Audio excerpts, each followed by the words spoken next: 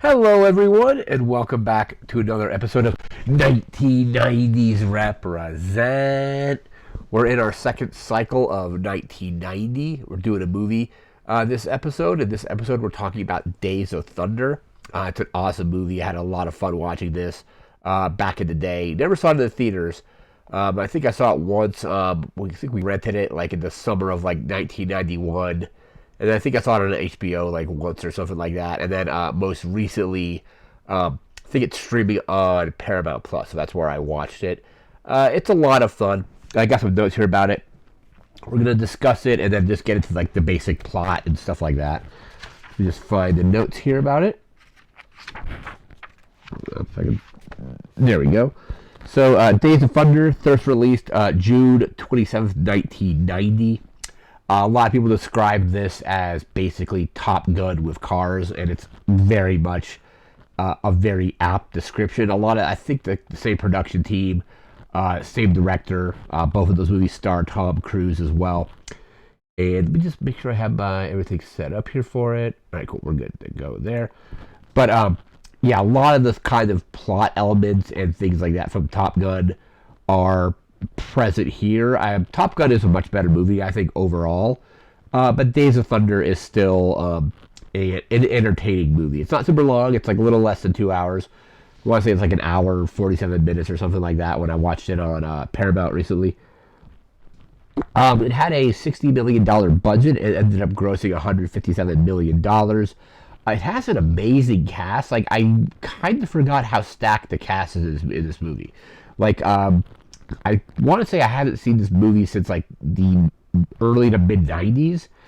There's certain things I remember, certain things that kind of became like part of maybe like the modern day vernacular about like rubbing his racing.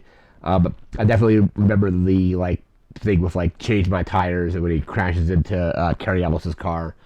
I remember doing I think it was like beer Olympics thing at a place I used to work like years and years ago, and we had tricycles. Like this is kind of silly, like adults riding around on tricycles, but it was basically a tricycle race around this like gazebo. It was completely silly, but one of the people that worked at this restaurant that was doing kind of like the race announcing also mentioned the rubbing is racing part. So I think like that line in the movie probably is the line I think a lot of people will be quote that are quoted from. So I think it's kind of like the line that kind of like, it's like the most famous line of dialogue in the movie, probably, because I've definitely have heard it used outside of like the movie and like I said in that Beer Olympics thing or whatever it was. But the cast, like again, I forgot how stacked the cast is. I definitely remember Tom Cruise being in it. Obviously, I definitely remember Robert Duvall and Nicole Kidman. Those are like the three main ones. But I totally forgot that Michael Rooker was in this. John C. Reilly is in it. Randy Quaid. Bunch of different actors like that. Carrie Ellis, like I mentioned earlier. Totally had forgotten that they were in this movie. And the intro to the movie is very much like almost like Top Gun. Like Top Gun, the Top Gun intro is better because it has Danger Zone by Kenny Loggins. But and that takes place on an aircraft carrier. But the intro, it's kind of shot in the same way, but it's like at like a racetrack, like in and around the racetrack. So definitely feels like a lot of like elements were kind of like borrowed straight up from Top Gun. We'll get into. I'm actually going to go through just the entire cast here. I got it pulled up. So again, we have movie stars Tom Cruise, Robert Duvall, Randy Quaid, Nicole Kidman, Michael Rooker, John C. Reilly, Carrie Elwes, Fred Thompson, who I'm not super familiar with, Caroline Williams, J.C. Quinn, and Nick Searcy. I think I'm pronouncing that correctly. And then a few actual professional like NASCAR drivers like Rusty Wallace and make sure the name is in there. Richard Petty are also like in the movie, like somewhat briefly. But apparently, when the film was in production, Don Simpson and Jerry Bruckheimer spent $400,000. They were staying in a hotel for during the production. Spent $400,000 to turn an empty store into a gym. Apparently, there's like a whole lot of partying going on in there. Like, so obviously, that's kind of like apt for the time period. There was a ton of production delays because the producers and even sometimes Tony Scott were arguing over like how a certain like thing should be shot.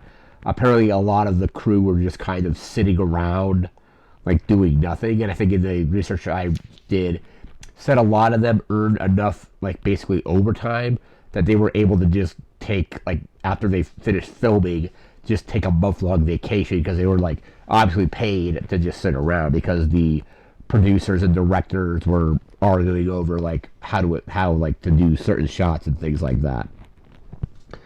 So we got here partying. The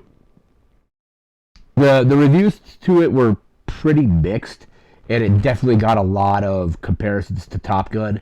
I would say kind of like a hotshot pilot, hotshot race car driver that's potentially maybe dangerous. That's there. There's the kind of rivalry. So the rivalry in Top Gun is between Maverick and Iceman. The rivalry in this one is between I forget the character's name. Let me actually pull the name up here. It's played by the character played by Michael Rooker is Rowdy Burns, and him and Cole Trickle's Tom Cruise's character kind of have that kind of relationship initially, but they become friendlier toward like the middle of the movie, like as in Top Gun, where Iceman and Maverick only really become friendly toward like the end of the movie.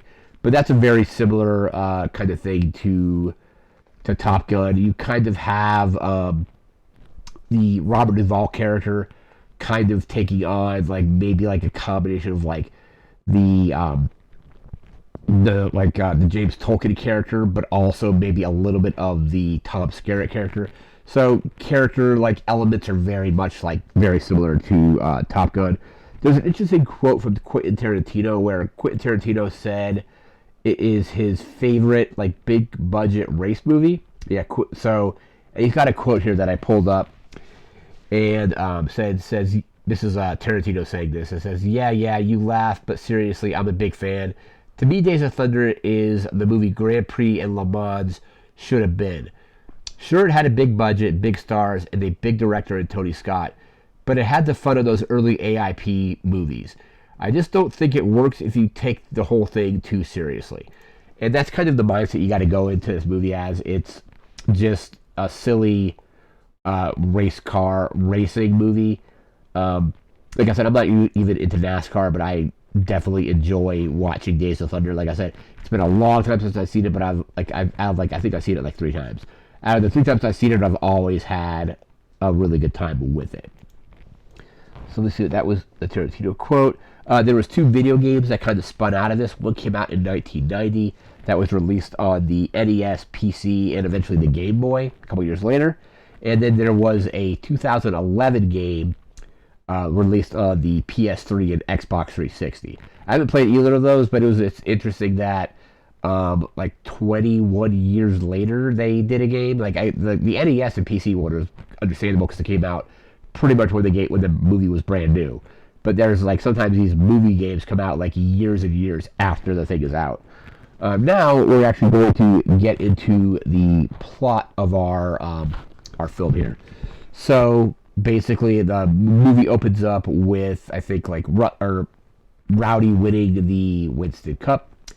The Randy Quaid's character approaches Robert Duvall's character about building getting another racer. Apparently, there's like a death on the track that Robert Duvall's character was somewhat involved with earlier, like, and I think at that point he's like retired. But they bring him out of retirement to basically build this car. They recruit Tom Cruise's character of Cole Trickle to race the car, and they basically, and he's I guess like more like a Formula One racer or open wheel racing is what they called it. So he's new to stock car racing generally, but they build a car. They eventually get a sponsor for it, some kind of oil company or whatever it was. And during these races, it takes them a few races to actually win a race. But basically, it's just the goal is to win the Daytona 500. That's kind of like Tom Cruise's character's goal is to win the Daytona 500 the next year after he starts. So I think the movie takes place over like the course of like a year, basically. But the main 2 racers that are racing are Cole and Rowdy, which are Tom Cruise and Michael Rooker's characters, and they're adversarial at least at first, but they're racing, and then Tom Cruise's character eventually wins his first race.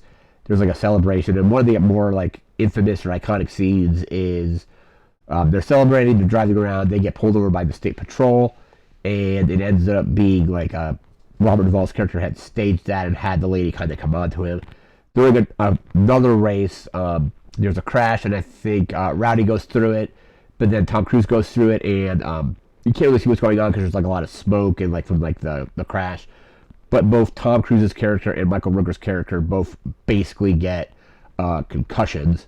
This is where Nicole Kidman's character comes into play, and she's like a neurosurgeon doctor, and basically like Tom Cruise, like her and Cole Trickle eventually get a relationship going. Interesting thing that this was like an actual relationship formed out of this, where this is the movie that Tom Cruise and Nicole Kidman met on, and they were married for many years after that. They've been divorced for quite a while now, but now quite a while now as well. But this is where they met. Sorry, excuse me. But Tom Cruise's character gets medically cleared. He gets a physical. Michael Rooker's character doesn't go to the physical, and I think like starts having some issues, and he eventually have to have like brain surgery.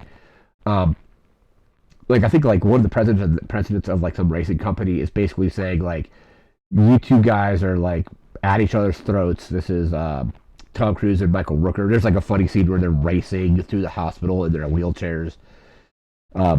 But eventually, and then they're like, you guys are going to drive to dinner together, and then they actually have a race in the street where like one of them rents a car, and then they just have a race to the dinner.